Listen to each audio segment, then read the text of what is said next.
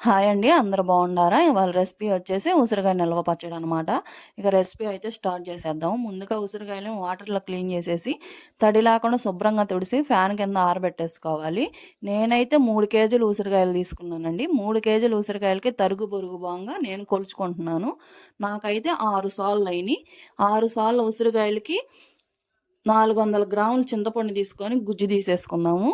గుజ్జు తీసుకున్న చింతపండు ఉప్పు వేసేసుకుందాము. కళ్ళుప్పు నేనైతే గ్లాస్ చూపించా కదా, అవి 2 గ్లాసులు ఉప్పు వేసుకున్నాను. అంటే సాల్ట్ ఉప్పు పట్టిందనమాట.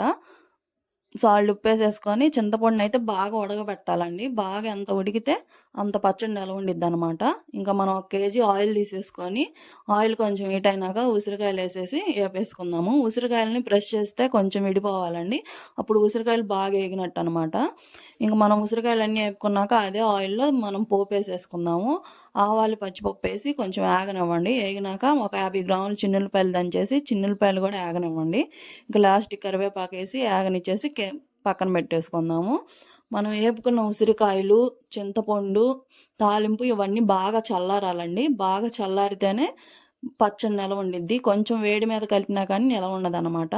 అయితే మనకు అన్నీ చల్లారిపోయినాయి కదా, ఇంకా పచ్చడి కలిపేసుకుందాము. ముందుగా ఉసిరికాయలు తీసేసుకొని ఒక 1/2 కిలో ఆవ పిండి వేసేసాను నేను. ఒక 4 స్పూన్లు మెంతిపొడి వేసి దాంట్లో మళ్ళీ ఒక 50 గ్రాములు చిన్నులపాయలు దంచేసానండి. ఇంకా మన చింతపండు ఉడకబెట్టుకున్న చింతపండు గుజ్జు కూడా వేసేయండి. నేనైతే ఒక సాల్ట్ కారం తీసుకున్నాను. 6 సార్లు ఉసిరికాయలకి సాల్ట్ ఉప్పు, సాల్ట్ కారం తీసుకున్నానండి. ఖచ్చితంగా ఆ కొలతలతో వేసుకుంటే పచ్చడి చాలా టేస్ట్గా ఉండిద్ది.